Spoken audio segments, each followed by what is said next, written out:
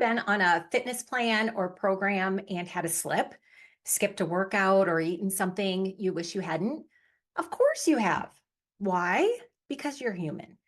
Today is all about slips and how to minimize the damage to your arm sculpting goals. Learn exactly why you slip from your plans, even when it's something you really, really want. You'll understand what key things you tell yourself that are guaranteed to increase the damage from your slip and why you're conditioned to say them. Then let's talk about a new way to look at slips. Hi, everybody, and welcome to the Arm Coach Podcast, episode 23. Today's all about how to recover from a slip when you're sculpting your arms or following any fitness or nutrition plan. Today, I'm helping you understand why you have slips, because we all do, and recognize what's happening when it's happening and learn to recover faster than ever before. I want to talk about first, why do we have slips? If we're committed to something, we make a decision that we want to sculpt our arms or learn to do something different or learn to eat differently, and we're very committed. We're very excited, and we're in that honeymoon stage. Why do we slip at all? Well, the fact is that every single time we learn something new, falling down is part of the process because we're forming new pathways in our brain. Our brain keeps wanting to take us to what it already knows. It's very efficient in having us repeat our old behaviors. And our old behaviors are falling down, skipping workouts, overeating, doing things we don't want to do, getting into an emotional funk. All those things that we want to do less of or stop doing. And when we want to add something in that's new, we want to put a new habit in there or do more of something that doesn't come naturally to us, that's when our brains are tempted to keep taking us down the old path. The way that our brains are constructed, the way that we've evolved, kind of guarantees that when we try to do something new, this is what's going to happen. We're going to fall down. Here's the problem. Even though it's expected in science, we tell ourselves that we shouldn't fail. We shouldn't have a problem. We shouldn't have to fall down. And when we do, we think something's wrong. We tell ourselves, I failed. I just can't do this. And the good old favorite one is, well, something must be wrong with me. And what happens then is that we create drama where there really is no purpose or no reason for it. And so we make a small slip into something much, much bigger. The way we make it bigger is that typically our next thoughts after we slip off our plan or a program is, I may as well keep going. I'm going to be good tomorrow. I need to get as much as I can in now because this is my last chance. There's an old book by a diet guru in New York. His name is Stephen Gullo. And he has a theory that I love and still use today. And it's called the slip to sleep theory. And that is that the most damage that comes from slipping off your plan happens not from the slip, not from the skipped workout or what you eat when you deviate off whatever your plan was. But the damage comes after the slip, not that slip. The damage comes between the slip and the end of the day when you finally go to bed. So let's say that you're choosing to eat like a naturally fit person, and you're going to eat when you're a little hungry and you're going to stop when you're a little full. But your brain is in the habit of being emotional. And when something comes up that's uncomfortable to you, you are in the habit of eating to get your mind off whatever is uncomfortable. When you do that, when you slip into the old habit of eating emotionally, you're going to eat something that you didn't plan or is more than your body needs. You're not really hungry, but you're eating anyway. You're eating beyond comfortably full. It's what you say to yourself after you eat that leads to much more destructive behavior as far as your plan goes. It's what you eat until you go to bed. That's what does the damage, not the slip. Here's what you say to yourself that leads you to eat more and keep going. You might say, I blew it. I may as well start tomorrow. You might say, I should just keep going. I'm going to wait for Monday. I'm going to wait for next month. I'm just going to wait until after the kids go back to school. Or I'm going to wait until I finish this project at work. I'm sure some version of this sounds familiar to you. So here's the thing. Our goal is not to walk on eggshells and try to forever prevent having a slip, because slips are important. When we make a slip, if we have the right mindset, we could look at it as failing forward, because we're learning, we're seeing what we still need to work on. When we make a mistake, getting back up and learning is a skill that we all need to develop. No one gets it right the first time, but somehow you may expect yourself to be the exception and do it perfectly right from the beginning. That's what creates disappointment. What you need to do is tell yourself that when you slip, very, very simply, I made an error. I did this because it's just the way I've trained my brain. I've done this so many times. Naturally, my tendency is to keep doing what I've always done. Nothing's wrong here. This is just my habit. And then ask yourself, how can you be more aware of this tendency that you have? So next time you catch yourself a little faster, and hopefully you stop a little sooner. So ask yourself, when you slip, how can you have compassion for yourself? Because hating yourself for slipping and beating yourself up only serves to make you feel worse. And then guess what? Then you want to escape that new negative feeling, and you want to keep on watching TV or keep on eating, right? Of course you do. Of course you do. That's what you're creating. What would you tell yourself if you slipped and you were not you, but you were a dear friend of yours? You would say something like, you're fine. Don't worry. You're definitely going to get this. Because if anyone in the world could change their habits and get up after a slip, you can too. Remember this: failure is not falling down. Failure is staying down. So after you've had a slip, what can you do to get back on track? Well, number one, I want you to think about developing a regrouping mentality where you literally make plans ahead of time for how you will get back up. Think about how and what you want to do and eat, right, as you're regrouping. Do not allow yourself to call yourself bad names and be mean. And absolutely no giving up, not in the program here. Make a very, very, very simple plan of self-care and take a little time for quiet reflection. When you want to take a look at what happened and how and what you'd like to be different next time, you need to make some time and space to think about it. Otherwise, your brain's gonna again go right into default mode, and most likely you will keep eating and putting off your workouts. Number two, after you've had a slip and you want to get back on track, number two, make a U-turn. As soon as you recognize your error, pause. Okay, there's no need to look at the calendar and pick a new start date. And don't tell yourself, well, now I've got to start all the way at the beginning. I've undone all the good that I've done. That is just simply not true. You're never starting from the beginning. You can't erase what you already know, what you already saw and realized and did.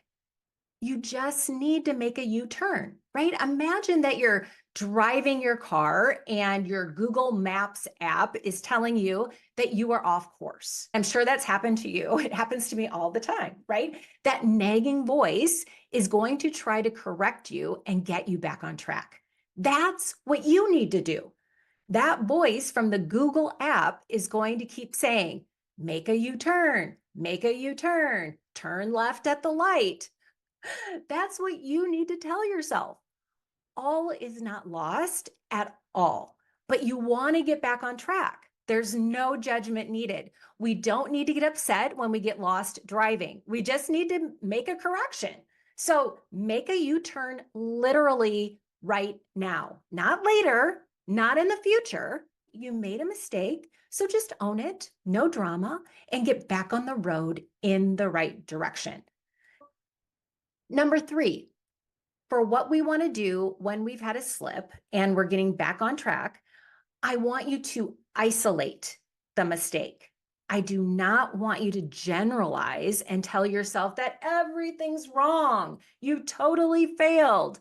Nothing's going right. When you make a mistake, you want to stay focused on exactly what went wrong. See exactly what the mistake was so you can figure out the remedy. If you tell yourself it's over, you failed, nothing works, then you take yourself out of the problem solving mode and you're right smack in suffering mode. And if you're an emotional eater, let's say, suffering mode is exactly what's going to take you back to overeating again. So I want you to make some ground rules for yourself. And the biggest one is no judging. Just as you wouldn't judge a friend who stumbled or fell down, guilt and shame do not make you do better.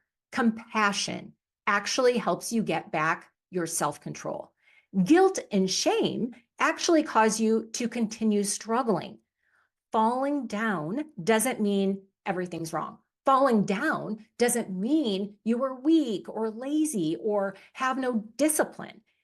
It means you did one specific thing that took you off track. Focus on that one specific thing. Falling down does not mean that you're weak or you're lazy or you have no discipline. When you create guilt and shame and blame, when you slip off your plan, the thing that we use to feel better is our procrastination or overeating habit. And this creates an even deeper problem for you. And then we indulge in procrastination or overeating even more. It's a case of doing something to feel better that actually makes our problem worse. Isolate the mistake. Do not generalize. Number 4, the way to get back on track after you've had a slip. I want to talk a little bit about some ideas that I've read from Gretchen Rubin, who writes books on habits. And she has a book called Better Than Before, Mastering the Habits of Our Everyday Lives. She has a whole chapter in that book about how a stumble may prevent a fall and how we have to get used to being able to accept small mistakes that we make and continue. She talks about something that I'll bet you instinctively know, and that is that habits are tough to make and break, but habits are also, at the very same time, very fragile. So you have to protect the habits that you want to keep and the new ones that you're making. We're always going to be exposed to temptation. That's just part of our life. And the first thing we want to do is be able to recognize that we have temptation. We know that it's possible that we might have a slip. And sometimes we can avoid a cue for temptation, but we might not avoid everything. We can't avoid every social event, right? We can't and don't want to avoid every party. We can't avoid a full refrigerator or a hard day at work or a certain time of day or a certain person. So it's not about avoiding every possible temptation or opportunity where you might fail, but just to know how to deal with it when it happens without giving up and know that it's natural. Okay, and step number 5 for recovering from a slip from whatever kind of program you've been on, and that is that if then planning tool. And it comes from habit formation psychology, which I know I've spoken about before. And what it means simply is that you have a plan in place. And the plan is an if then plan, which means if this happens, then I will do that. It's something that you need to think about ahead of time for something that you anticipate coming up. It may not be exactly what happens, but if you have a general plan in place, you're going to plant this idea in your mind of how you will handle it.